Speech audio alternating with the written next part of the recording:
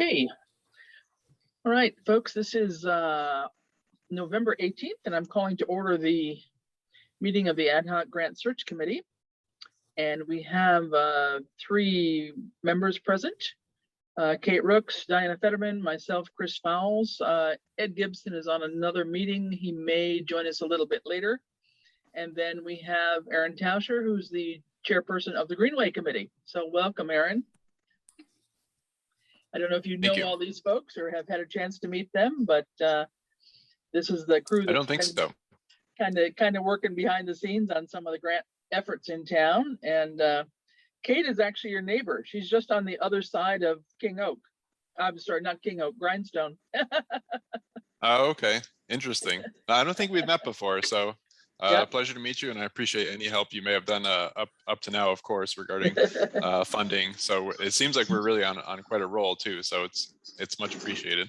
Yeah, absolutely. I think we're starting anyway. I think there it feels like there's momentum. I mean, I think we ought to be able to do a fair amount, I think. So let me just do a couple things. Could I don't see anybody for open time for the public, but if you don't mind a minute, let's pull up the couple minutes and just do a quick review and approval of the minutes. Thanks, Kate, for sending these out. I'm going to share my screen and do those real briefly. If I get the right one, I don't know which one is which. Try this one first. Okay, there was one for the end of September. Draft minutes. Diana, did you have a chance to look at these? Did you have any thoughts on them? Thought they were fine. Yeah, okay. I didn't see anything in particular on, oops, trying to scroll here. On this one, we talked about the different grants that we've gotten. And at that time, we were still working on the community compact IT. And then just some of the things that we were hoping to get through here. So a lot of this is stuff that we're now picking up. This idea of the hazard mitigation plan is finally coming home to roost, and it's getting time to work on that. So this one I think was pretty okay. Let me stop sharing, and we'll end up approving both at the same time here. Let me just see if I can find the second one wherever I put it is another question. Wrong. Okay, this is the one for October 7th. This is where Charlie Henneke was present and talked a little bit about asking for more funds from the state to possibly help us with the public safety complex. And then we did more finalization, I think, on the community compact one. And especially Kate went over what was happening at the CPC meeting in terms of the park grant discussion. And then the main thing that happened here in the October one, Erin, and I think you're aware of this, I believe Ed was present at the Community Preservation Committee meeting, and he had made the motion to basically use the CPC funding for the $270,000 that had been appropriated at the town meeting. That was going to be a debt exclusion, so basically a borrowing for the residents. In between the town meeting time and now, we got the approval from the state that the legislation had passed to allow community preservation funds to be used for rail banking purposes. That had not been the case, and it finally, after a couple years of kind of slow motion in Boston, it finally did pass. So what this does is basically ask CPC to put up the $270,000, and that will allow us to move forward.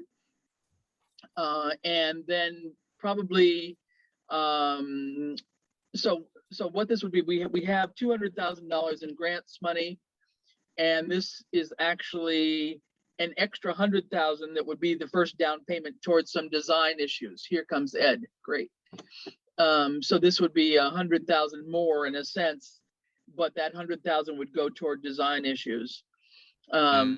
So basically what will happen is this did pass CPC. Hi, Ed. Perfect timing.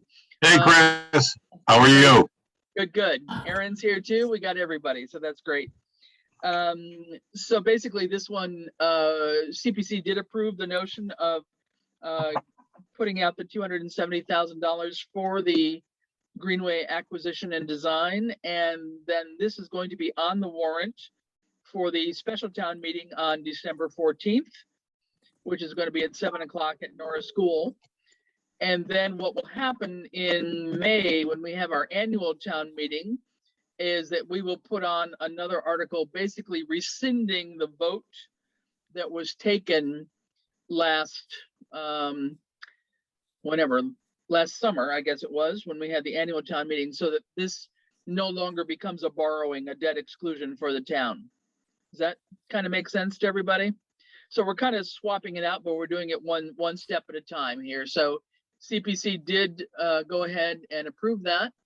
And so that allows us to have that flexibility. So if those things are clear, I'll just ask for an approval on the minutes, on both minutes. I'll make a motion to approve both sets of minutes. Okay. could I have a Second, Second. All right. All in favor? aye. Aye. Aye. All right. Minutes approved. Thank you. All right. Good. Well, with that, let's jump into then our issue for the first half hour here is really to talk about the situation with the Greenway. And I think, Ed, I'm glad you could join us here. I don't know where to begin, but we know that we've got some money now, and the Mass Trails grant has come open yet again. And this is obviously one of the ones where we got $100,000 toward the acquisition of the right-of-way. But we're all kind of feeling, Aaron, that we shouldn't pass up this opportunity to get started on getting some design money in the bank if we can. Like I mentioned, with this swap off on the CPC money, we will have 100,000 toward the design, but I believe at one point there was an estimate of something like $600,000 maybe might be a design cost. So that's, we got a ways to go. So that's kind of where we were wanting to start getting some dialogue going with you so that we can pull some information together. We feel like we've got a lot of the background information already, kind of compiled when we did the last one. And I'm not quite sure, we'll have to look at the application again, but, basically if we were just going to go discreetly for the design portion, then we would have to understand better what it is we're trying to ask for. But I think that would be probably another $100,000 eligible there, if not more. We'd have to just double check some of that. Okay, so that's kind of what we wanted to do, was have some, beginning thinking on that and your thoughts from the Greenway Committee, and if anything, and then Ed can give us a little update in terms of what's happening so far with us and the railroad on the first portion of the grant. Okay. So maybe Ed, maybe you want to start with that first and just give us a little update what's happening with the railroad right now, and then we can take it from there. Sure, the railroad starting on the paperwork needed for the rail banking. And then our town council on this one, Katie Klein, has started to draft the agreement letter, and I don't know whether you call it a purchase and sale agreement or something different, because of the this is a rail banking and not a straight out acquisition, but she's starting on that now. So that whole process is started and moving forward, and I know we originally had figured that process would take, because of the rail banking, anywhere from probably 6 months to 12 months to be finalized. Right. And the good news is that the railroad has agreed to keep to the terms of the original memorandum of understanding that was done, I think, back in 2018, right, Ed? This was yeah, it was I think like it was right after I got here, so I think it was like February of 2018. So right. Yes, they have agreed to hold to those terms. Right, and that was the $370,000. So that's great news. Right? Actually, I think it's 340, and 340, yeah. The extra 30 was the funding that I had estimated at the time for attorneys and closing costs and, any other miscellaneous fees. You're right. Yep. I'm sorry. Yes. Very good. So that's that's good news. So that process is at least started. We'll let the lawyers work it out amongst themselves, and I'm sure when our town council has any questions, they will be bugging Ed to find out something. But that's at least an encouraging part. So with that, Aaron, maybe we'll turn it over to you with any thoughts, questions, and see how we can work together to move forward. Yeah, I don't know if I have a lot of value, to be honest. I did try to dig up some history just to see if it was relevant. But I don't think I'd heard that $600,000 figure for design yet. So that kind of blows any theory that I had out of the water. I wanted to confirm the deadline for applications for the Mass Rails grant, and it looks to be February 1st. Is that correct? I think it is. Yes, correct.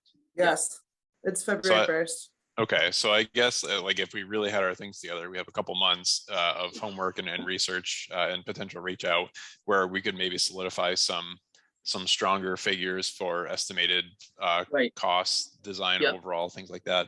Mhm. That's fine, but if I wasn't sure if that was if exceeding something like $100,000 was totally unrealistic. Because it had been kind of relevant for the most recent grant award as well. I mean, It that's does say obvious. that I guess it depends if they can define it as a critical network connection of regional or statewide significance. Is that up to us to help push towards, or is it largely? I think part of the argument, is part of what we would end up trying to put in the narrative, like we had done the first time. But I think there, without over speaking here, I think there's definitely a strong interest in getting this missing piece linked up to the whole regional network. So I think, there would be, an argument to be made that could be listened to. So yeah, it's something we'd have to look at, how to phrase some of the things that we had done before a little bit differently, because it was just really focused on the acquisition of the rail right away. And so now we'd have to shift focus a little bit, but a lot of the background information and things I think are there. So it's not feeling as onerous as the first one did. Let's put it that way. Maybe we're Certainly. kidding ourselves, but hopefully not.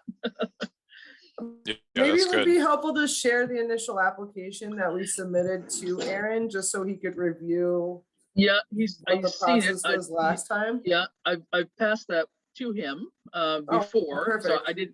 I didn't bring it up today. But one of the things I did want to share, if I can pull it up here, I guess I'm not totally sure myself on the steps to be taken when we get into design. And these figures, I believe, I don't know that I know where the 600,000 came from. I think it might be here in the feasibility study.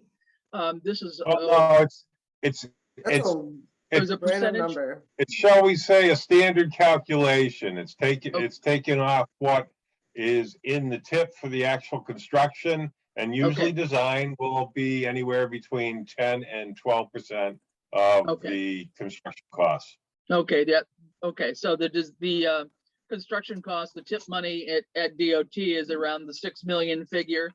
So this Correct. is basically the 10% figure here then. So what this is, and Aaron, I believe you've got this too. This is the part of the feasibility study that was done and what we had submitted as part of our documentation last time. And in here, there is a page or two or three. This starts on about page 24 on design criteria. Yep.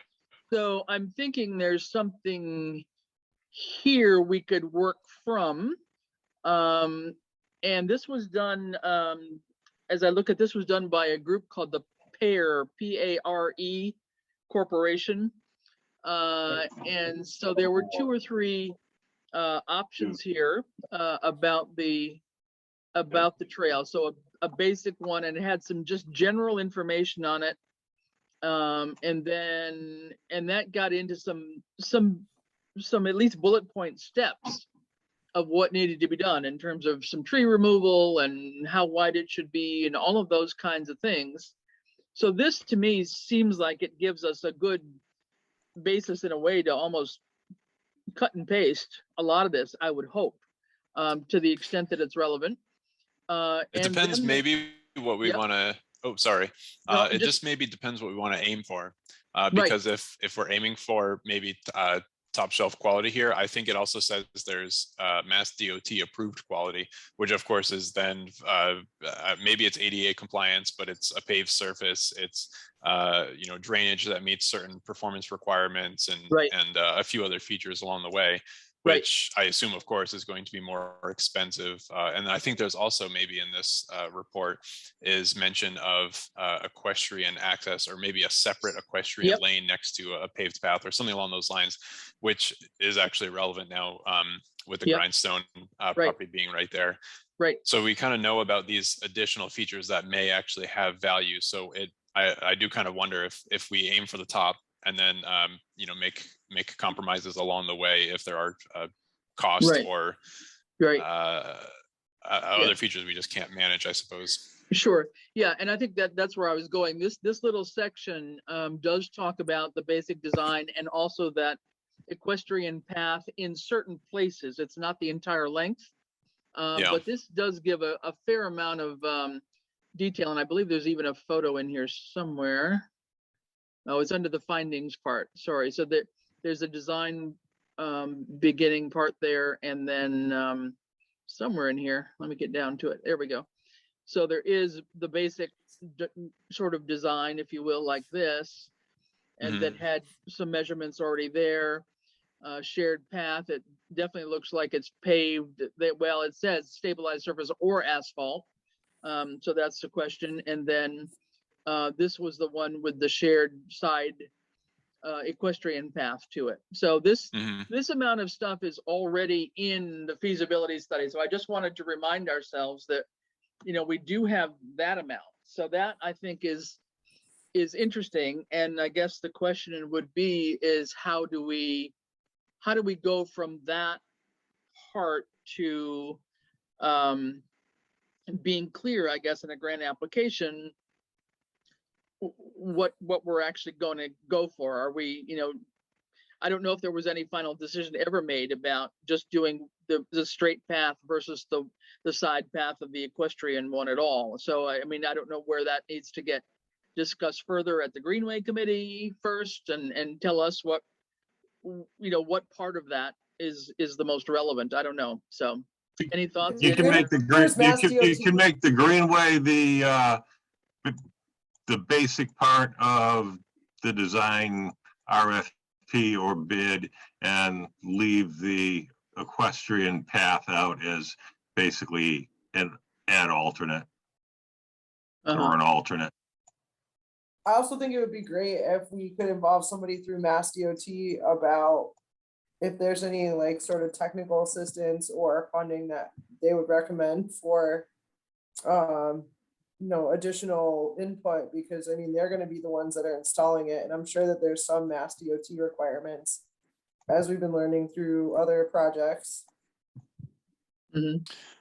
Yeah, I do actually think that's very relevant. And I heard last night Westfield actually had a kind of an open conversation call last night, because Westfield is on a hard push to connect their downtown park north of the Pike on-ramp area, which brings it maybe within a couple miles of Southampton, of course. But supposedly DOT has already signed up and is going headstrong with some sort of separate surface parallel to 10 and 202 heading north. So they're on the way, and it's very relevant right now. So maybe using them as a connection, figuring out what's going to work best with their plans, and then maybe even keeping them kind of apprised of progress for phase 2 as we potentially finish the open Greenway corridor and then continue south one way or another. Maybe they do have some planned format regardless of I always kind of figure cost is going to be a part of it too. If we have cost limitations, and maybe aim as if we're settling for a crushed stone surface as opposed to a paved surface, but need to meet some DOT requirements for long-term sustainability and use, I would prefer to go for the best option, especially if there's some additional state assistance there in any way. Well, I also think that I have an maintenance- idea, since we're going to be using money from the TIP, which is state and federal, that we're going to be required to meet those DOT standards anyway. Mhm. I agree. Yeah. Yeah, I don't think we'll have too much choice in that. I think the question would be, I think, and whether, I mean, at some point in time, we would need to put out an RFP, so a request for proposals on doing the design. But what we need, first of all, is a more comprehensive, I would assume, statement of work for that. And I guess my question would be, do we need somebody then, some consultant, whether it's this pair corporation people, to come back in and pick this up and say, okay, here's where you all left off a few years ago.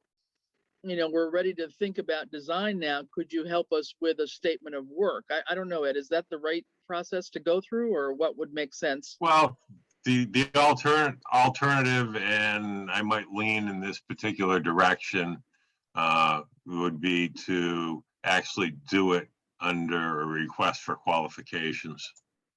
But either it can be done under either way. So explain that one a little bit, please. Well, basically, you go out you request the qualifications of engineering firms. And then you take a look at those qualifications, see if they've done, bike paths in the past, what they've done and whatever. And then you might interview 2 or 3, depending on what you get back and how strong those qualifications are.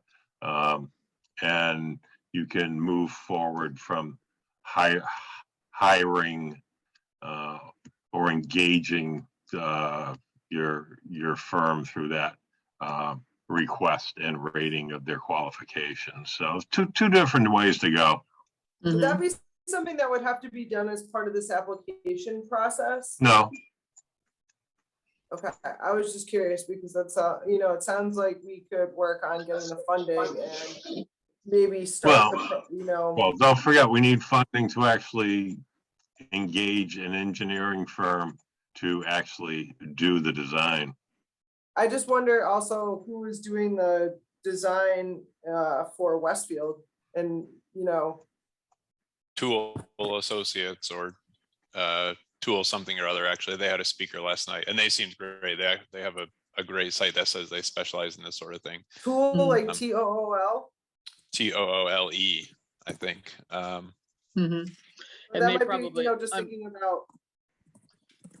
well, no, I'll just put I'm the sure they name would have gone out for bid to select them, right? So they would have had to go to bid to. Well, they would have done it through the qualification or the RFP process. Right. So I guess what I'm not totally clear on at this point is we would need money to pay somebody to do the statement of work for the design, whether that's through the qualifications. I mean, if we put out, no, go ahead. Not necessarily so, no. So if we just ask for qualifications, we could say we're looking for engineering companies with experience in X, and please, submit your bona fides kind of thing without incurring any expense. Right. Well, the only expense you might incur would be a legal ad in the newspaper. Right. Yeah. And the RFP process is somewhat similar also. As you put in there what you're basically looking for, and you can the advantage of an RFP over a bid process is basically you end up rating them again. You don't open their actual cost proposal till after you've rated the individual, shall we say, proposals. Yeah. And with the RFP, you don't necessarily have to take the lowest quoter, proposer, what have you. If you have a firm that stands out well above the rest, and they happen to be more expensive, depending on how much more expensive they are, you can go with that firm. Now, who would be participating in the selection process? Usually that is individuals that are familiar with that type of work. So might be, the highway superintendent, myself. If Paul Fergal's firm was not going to participate in, quoting or whatever, it might be somebody like Paul. So those type of individuals. And it would be an open to think bid about. process, yeah, so, but in terms of saying we want X amount of dollars in this Mass Trails grant. What's the maximum they'll give? 300,000. And that's what we're asking for. Okay, so 300. Simple as that. All right, but what we're asking for is we would do this quals or RFP kind of now ahead of time, and based on that, select someone that would actually put a design together, assuming we get funded, right? Can you couch it such as, yes, we select you as long as we get funding?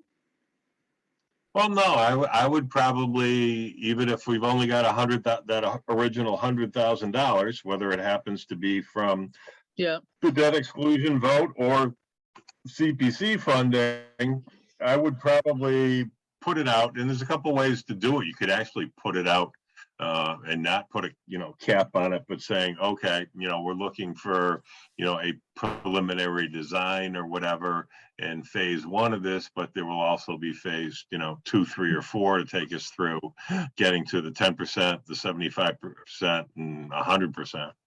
The design. Okay. I will say that there's a presentation on, it's a webinar that's going to be on December 2nd from 12 to 1. There's an online registration, so it may make sense to have one of us listen in on the webinar. I'm not sure if it's really going to be much different than last year. I imagine it's about the same, probably just in terms of the basic qualifications, but yeah, it would be good if somebody could attend. So Aaron, what do you have for thoughts in terms of where, I'm thinking you've got a connection anyway with both the Westfield and the Easthampton bike trail folks, and you might also just reach out to them and see how they've gone about their design process, just for information. But maybe a next step would be a meeting at your committee level, just to sort of bring them up to speed and see what they would like us to do, I guess. I don't know. Yeah, that all sounds perfect. The committee is planning to meet, I think it's the first week of December or early December. I think we have a meeting scheduled.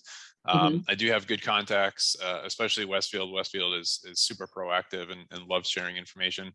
And I can see if anyone in the area has any history or just general numbers that can go along with a design phase, if that's still possible. It may be very general, and I don't know if we can do kind of like a prorated, if we see a cost for a certain amount of land, but then trim it down to 3 to 4 miles worth of design work. I don't know if that will provide any value whatsoever.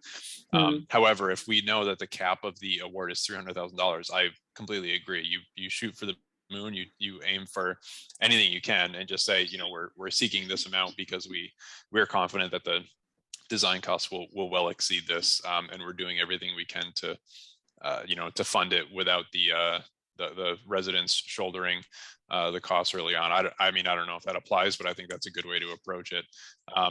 I did have one other question, in that I see a history of an RFP for the feasibility study, which I think was maybe started or done in 2009. So it's a 7-page document. There's a lot of basic information as to what is the project, what's expected, and what is the town looking to obtain. I think it makes sense to see if we can either start that, whether it's me or anyone else in town, to start something similar for design, and then have some overlap to start the the design seeking process, and whether or not that leads to technical qualification assessment, or if it actually leads to proposals from qualified vendors. I just think it's great to have some overlap, because if acquisition occurs at any point in the near future that's advantageous, the sooner we can get someone out there to start assessing, flagging, measuring, whatever they have to do throughout the design phase. I just imagine we have to kind of stay on track for FY24, right? I think that's maybe when construction dollars are really available. And I think that's the most significant amount of money we don't want to lose. So I always have in mind, if we can overlap and start things sooner rather than later, we might as well give it a shot. Yep. Well, we certainly have to We'll wait just say until. that the application does say, I'm reading, just flipping through to see if anything else stands out to me, and there is a mention of land ownership. And it says the public must be assured legal access to trails and trails related facilities. So I do think that that would be a question worth considering asking somebody, to see if it's going to be problematic to be asking for design money for land that we technically haven't formally acquired right away for. It's tricky, but we're very much in the process, aren't we? I wonder if we can kind of use our words to say we're taking all necessary steps in the acquisition process to meet a timeline. I would probably just say we are currently in the process of acquiring the right of way. Simply leave it at that. Yeah, it is correct. Yeah, and obviously we've got to get through the special town meeting and assume that this, the CPC thing passes the town meeting. Then right after that, we could actually jump on the idea of doing up either. I guess I'm hearing you not having any particular preference between qualifications or RFP. That's something you think. Go ahead. I'll have to go back through and look through the different steps of the two processes and see if one actually is more advantageous for us at this point in time than the other. Yeah. Okay. I mean, I think that level of scrutiny would be helpful, and what doesn't take up a whole long time to actually put together, as well as for somebody to respond to. I mean, I assume any of these things have to be put out for a couple of weeks. Is that right? Correct. Yeah. Okay. But that could potentially allow somebody to look at the feasibility study and start from there and start some preliminary design work. Although we have to be careful, right? Because nothing can be done before we actually get money in hand. Nothing would be reimbursed until we actually have a grant. So you can't encourage. Well, that's not true, because one way or the other, whether it's through the debt exclusion or after December 14th of CPC funds, we're going to have $100 grand. Okay. Yep. Okay. All right. So at that point, it's just a question of what makes the most sense to actually start the design work, or the preliminary design work where we are in the actual acquisition process. Gotcha. Do you All think right. the acquisition would happen before February? No. What's that? I'm just asking because one of the recommended forms to submit is a signed landowner permission form, or some verification that you are able to be on the property. No, I think if we looked at our original timeline, it was, I think we were aiming through June or something, wasn't it, for the acquisition? There were several steps that had to happen on that. So I don't think we'd have it. February would be pretty quick. I can't imagine we'd have it that quick. Can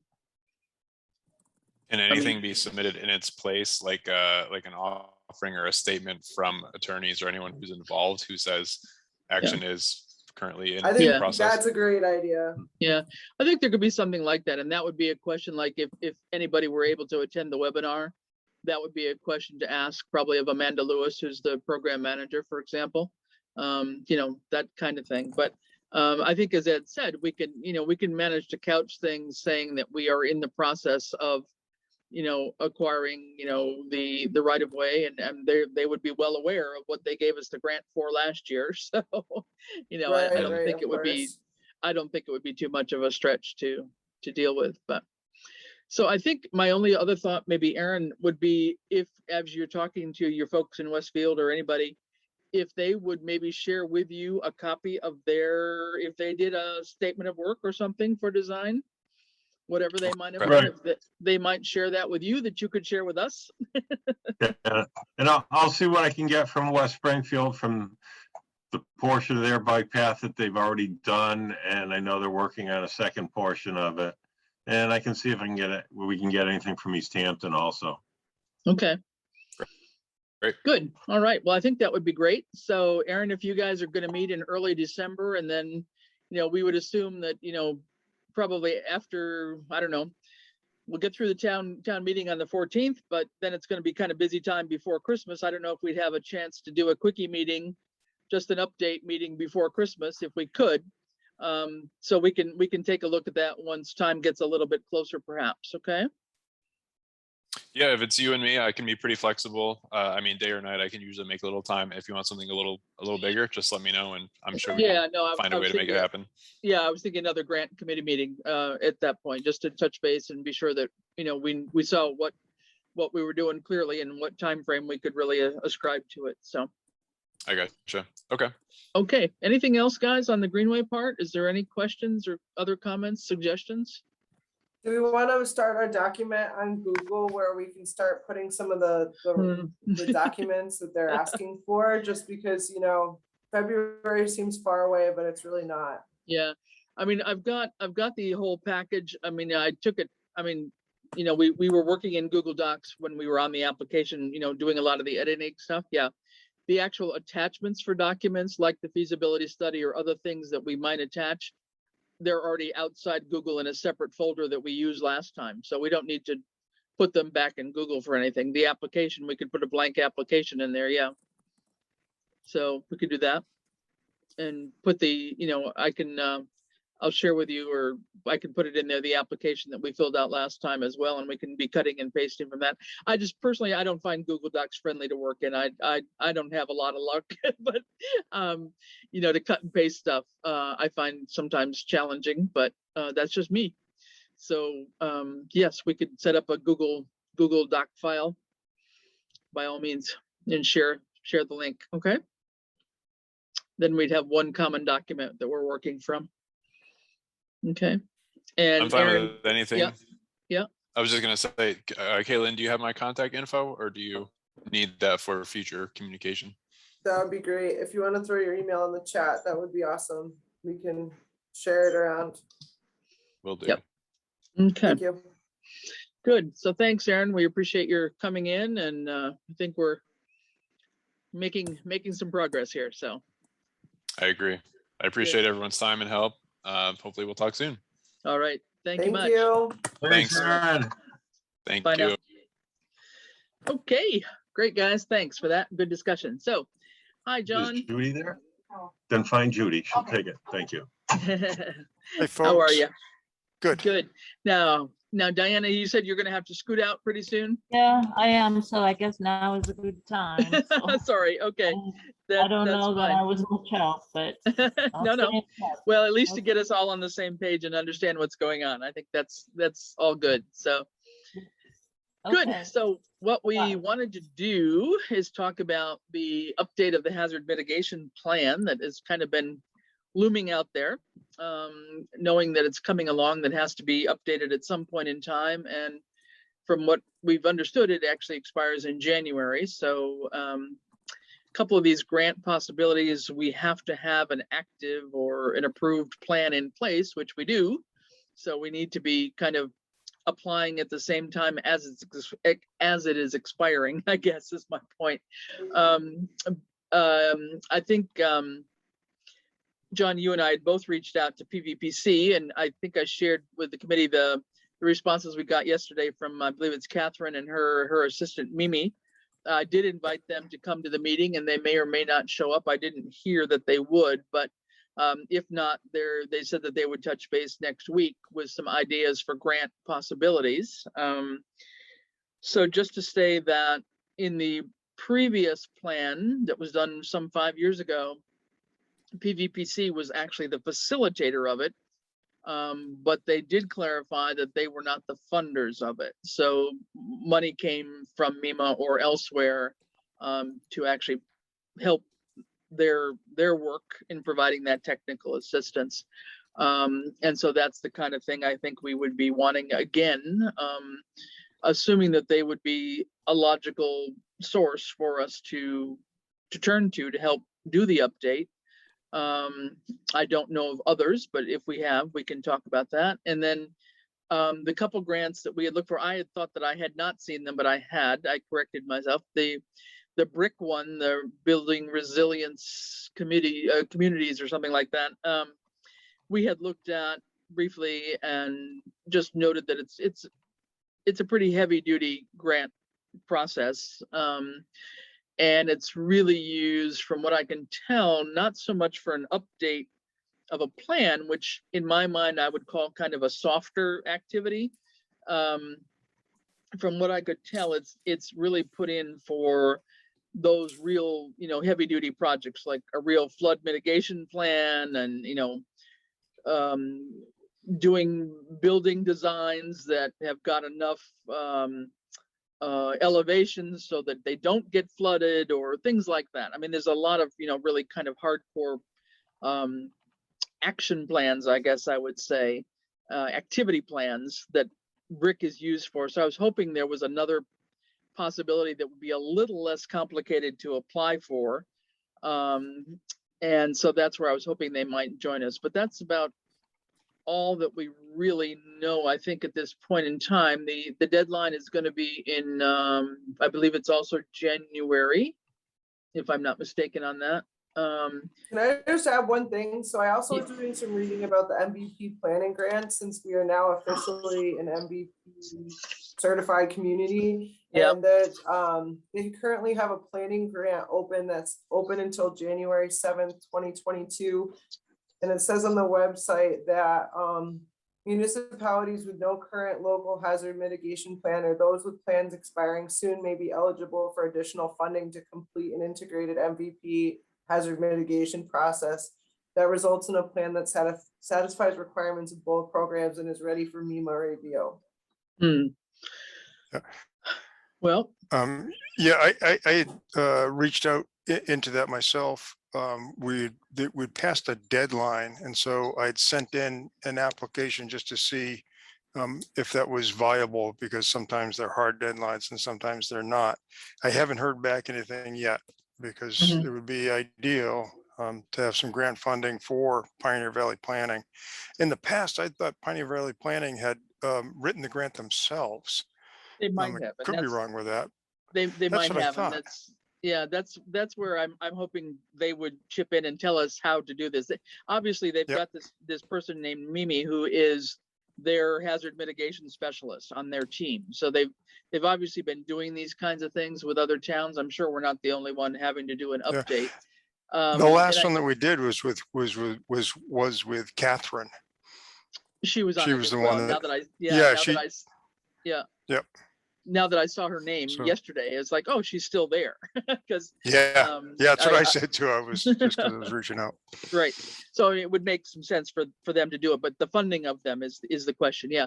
So Kate, I hadn't focused in on the MVP planning thing. I was thinking more toward separately the MVP, I guess I'll call it the action grant part, because that's the next part that we do actually also qualify for now.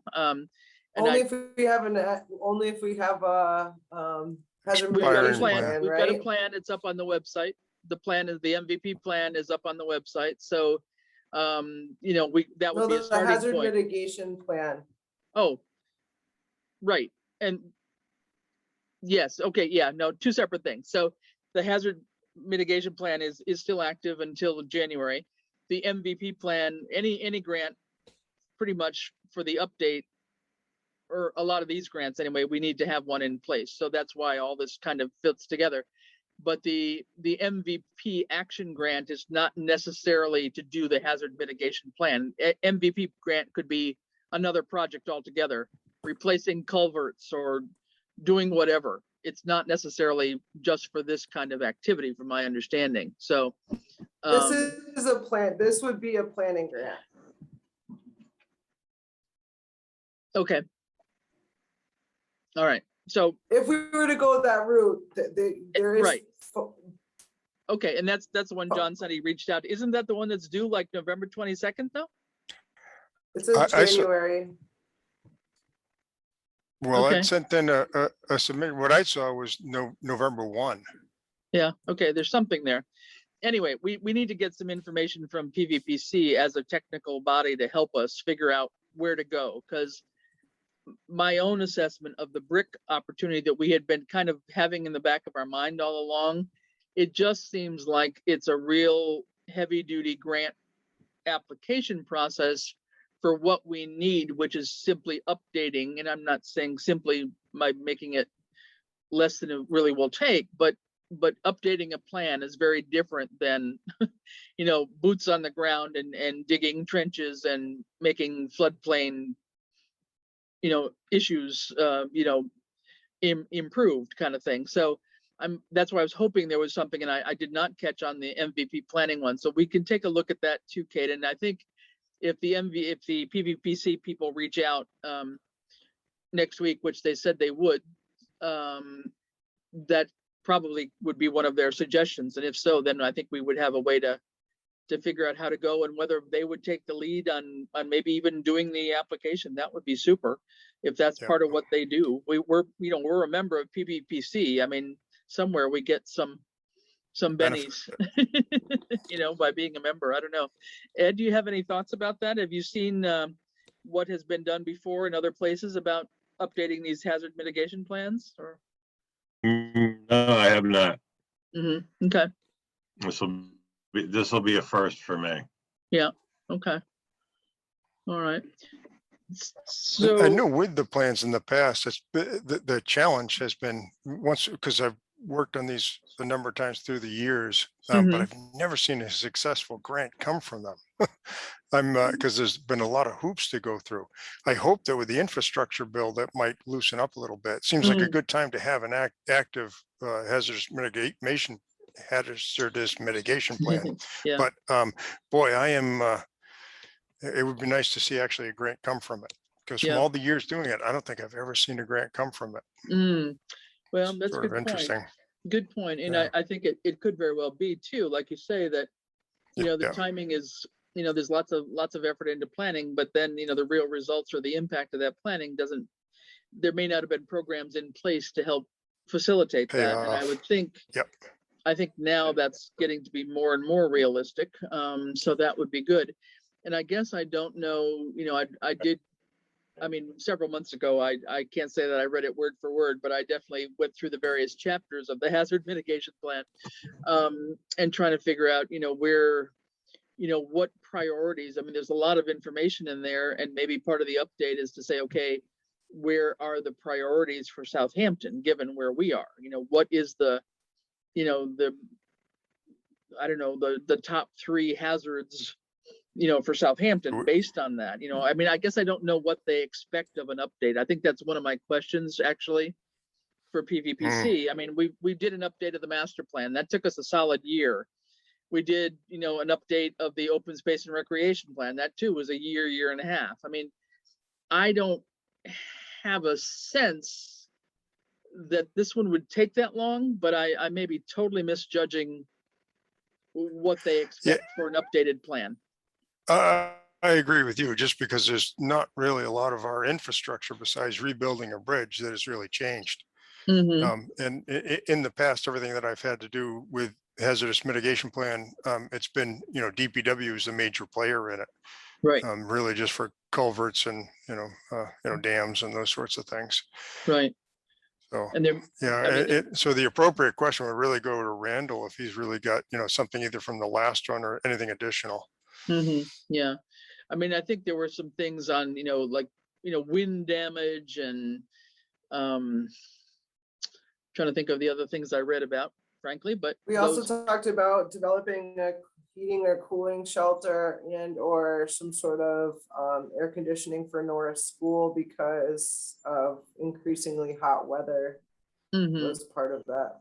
Yeah, Mhm. yeah, that was a push, absolutely. Just because we Yeah. were trying to get a generator in there, of Yeah. which we've done some preliminary work, but Norris would be Mhm. a great spot to have a generator. When I think at some point we had designated, didn't we designate the Congregational Church as a shelter center or something as well? We have an MOU. I'd have to look at it for what it specifically lays it out Mm, as. There's But something there there. is I an don't, MOU, Yeah. with the Congregational Church, yeah, I don't but I'd remember have to what reference it exactly. to see. Yeah. Yep. So I guess, at this point, I just wanted to get it on the table and have it, be a topic that we all can kind of put our heads around. I'm assuming we definitely would need to, get Randall involved in this at some point in time, but I really wanted to just start with you, John, as the EMD, and then, see if we can get some information from our friends at PVPC to help us, Yep. figure out what direction we should go for. Is it the MVP planning grant? Is it some other grant that they're aware of? How can they tell us where we should spend our energies, I guess, is where I'm hoping that they will guide us, so that we can make the Agreed. best Yeah. use of our time. Yeah, it sounds like you've reached out to him. I've reached out to him. I appreciate your help because honestly, I think if we double team them is Yep. true, where we are really going to get some information from them. So Yeah. I'd say Well, let's just and keep on them. yep, they did get an answer, and it may have been late for them to think about joining in on today's Zoom because it was short notice, but they did, at least allude to the fact that they would get back to us, by the middle of next week. So I'm thinking, they will, and I'll just do a follow-up email to them saying, hope to hear from you next week, and once Yeah, we get maybe they that, we have some. can. Yeah, so let's assume that we will hear something, and then we can, have another meeting after Thanksgiving or something, and sort of share where that is. But Yeah. I don't know. Yeah, I've reached Mhm. out to MEMA as well. Okay. Alan Phillips, who's the liaison for this area, and Bonnie, who does a lot of the getting information out. Just to try and dig something up. I haven't found anything besides that expired grant, which I say I filed for, only hoping that there might be a crack in the door. Yeah. And so, yeah, just trying to find some sort of Right. something Right. that will help us move forward.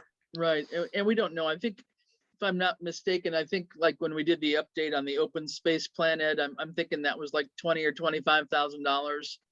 I mean, that's what we're talking about, I think, for a consultant somewhere in that neighborhood, maybe. I think, I thought it was less than that. I Okay. know the MVP was about 20 or 22,000, but that's because it also incorporated $7,000 to finish the OSRP grant. So Okay. All right. You may be right then. Yep. Well, anyway, so somewhere, I don't think we're talking more than 25K would be my assumption to do this update. And more of it is just the time and effort of the consultant. And again, I'm just kind of aiming toward PVPC because I don't know where else to go. And it seems like it would make sense for them to do it since they did it the first time. And especially since Catherine is still there, she doesn't have to have a learning curve that would be starting from zero. So it's more a question There's a of, good plan to work from. Yeah. yeah, and it's a lot of information in there. How many, who all would need to be part of this committee to meet with her. I mean, many of these have been, like a monthly meeting. What they're doing on the housing production plan now has been a monthly meeting. That's PVPC's assistance, etc.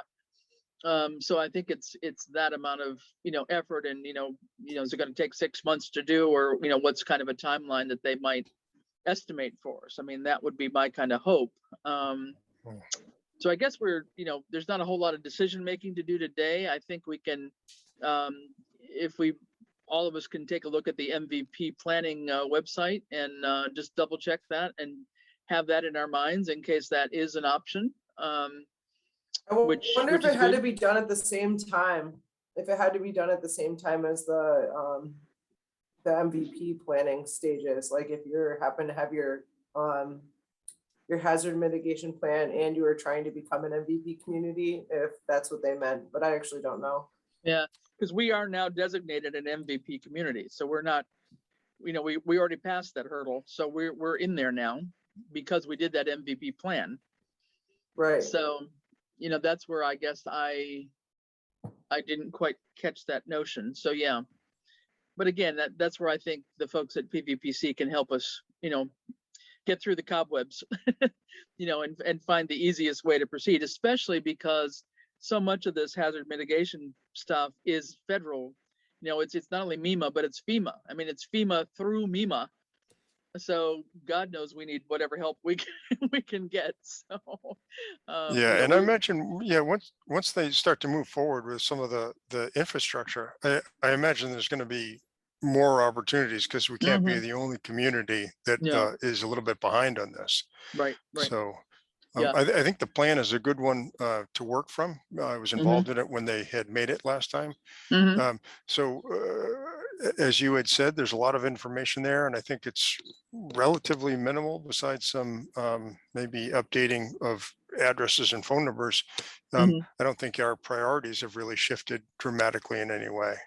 So, we should be in pretty good space for it, and we could, even if we don't get to use it for, some of this, I think it's a good, it's something good to work off of for any FEMA money that comes through in future. Yeah. So still valuable, and no matter how it works, I think we'll be able to use it. Yeah, no, absolutely. So I think Can I just ask a hypothetical question? If we don't use this grant, if we don't use the BRIC grant to reapply for the hazard mitigation plan, would that be something you could apply for the generator and to reevaluate the heating and cooling at Norris School through MEMA? Or through the MVP process, because it was prioritized as a high priority for Southampton. Yeah, perhaps we'd have to take a look at the things that were eligible things under the BRIC. I really want to say that generators were part of that, and maybe you think they were? Would be part of that. You think they were? I'm looking at the Commonwealth of Massachusetts. It says mitigation projects, and it says, I don't know, maybe I can screen share. Oh, it's disabled. Hang on, if I can. Hold on.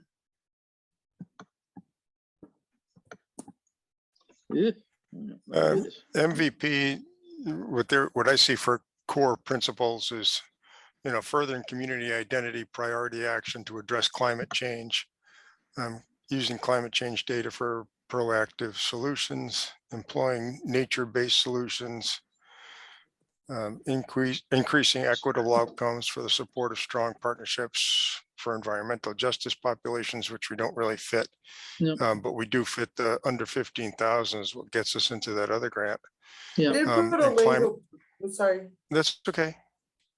I put a link to what I was looking at for the August MEMA grant announcement, and it looks like it outlines what is eligible across 3 different grant programs. Okay, you can share your screen, Kate, if you want now.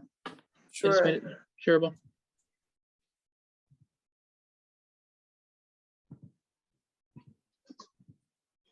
Yeah, I see what you're looking at. Property acquisition, structure elevation. Right. So the hazard mitigation grant program, I think, is open now, and it says BRIC is also eligible for generators. Yeah. Okay. So I don't know. That would be ideal. That would be a great one to push for if we could fit into that. And also cooling for Norris, since they've had to close. Well, yeah. Okay.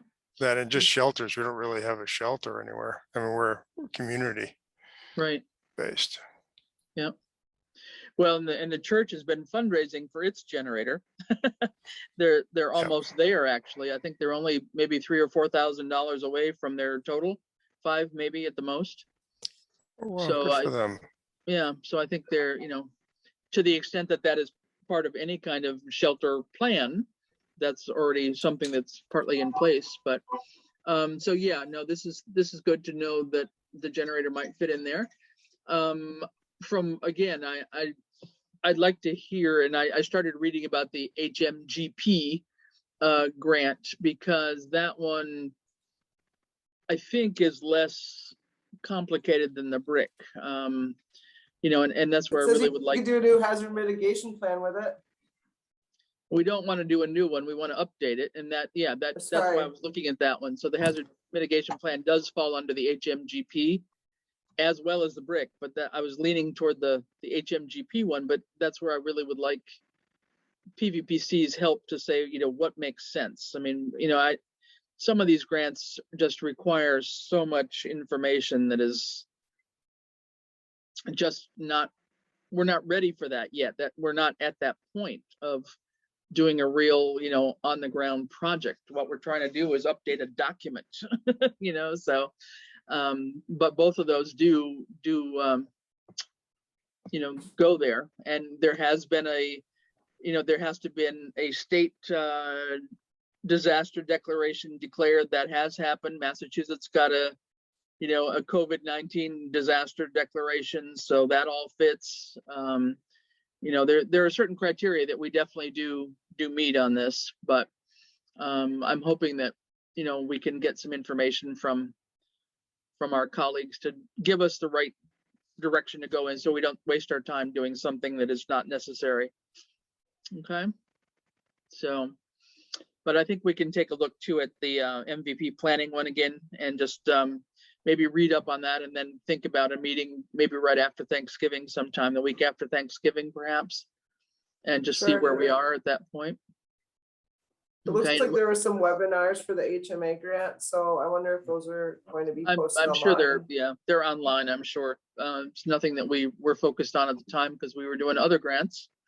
Right. But I'm sure you can go back online and you know, there will have been a recording posted there. So John, do you have any other thoughts or questions, or is this at least a beginning for you, just to have it on our radar screen? And Yeah, I think it's absolutely a beginning for us. You know, it's it's a team effort on this one, only because we're trying to, you know, play some catch up here. I was just looking up the MOU that we'd had with the church, and that was for cooling. Hang on a sec. For a parking lot, kitchen, hall as subsidiary warming or cooling facility. So it does cover that, which I'm a little surprised because I didn't know we were going to use it for all that. But that looks great, and the church is certainly stepping up. And if they're close to a generator there, you know, every little bit is going to help us. yeah, But I agree that we should keep going for the school. I think the school is really, you know, it's municipal property. It would be good for the school. It would be good for the school and good for us. Okay. All right. So, well, let's you know, let's keep both of those in mind, and then how about if we can figure out a date for a meeting after Thanksgiving? What would work for anybody?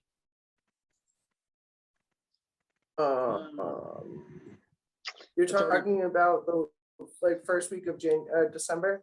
Yeah, I mean, it would be, you know, the 30th, the 1st is a Wednesday, or the 2nd is a Tuesday. Second, the 30th of November, which is the Tuesday, is a bad day for me. But I could do Wednesday or Thursday would be better. Okay. At least for me. Yeah. How about you, John? You're probably running in more directions than I am. Yeah. So I'm sorry, you're talking December 3rd? Yeah, December 1st or 2nd. 1st or 2nd. A Wednesday or a Thursday? Yeah, probably my Thursday is a little bit better. I could do Wednesday, but okay. Yep, that works. I'll put around it 2 o'clock on the 2nd. All right. Sure. Let's aim Chris, for that, and if something else changes, we can figure that out at that point. But we'll keep that online at the moment. That sounds good. Perfect. Great. Okay. Anything else offhand? Oh, that's good. Okay, I guess just one point of information, Kate, we're gonna be having the opening of the bids tonight at 5 o'clock on the sidewalk. Oh, So, that's exciting. select board is meeting at 5 o'clock at town hall, just to do that. So hopefully it won't be a long process, and hopefully we have some bids and we'll see what happens from there. So we do. 5. I hope it can happen Whoa, before the end of the year. 5 bids. Good. I'm shocked. Wow, nice. Okay, That's well, that's exciting. good. That's good. Hopefully they're within reason. Right. That's gonna be the next question. That one Yeah. I can't answer until we open them up. I know, until we open them, I know. I don't want to do any more, pizza fundraisers or whatever. Right. No more taco fundraising. No, Oh, absolutely. Just keep me No, that's posted. great. I'm excited. Well, That's great. That's encouraging anyway. That's good. So good. All right, guys. Well, thanks. I think if that's everything, I'll just take a motion to adjourn. Make a motion to Motion to adjourn. adjourn. Second. All right. Second. All righty. I think we'll call Bye, ourselves everybody. adjourned. Thanks, All right. everybody. Thanks for coming, John. Take Appreciate it. care all. Thank you. All right. Catch Take you all care. later. Thanks. Bye-bye. Bye-bye.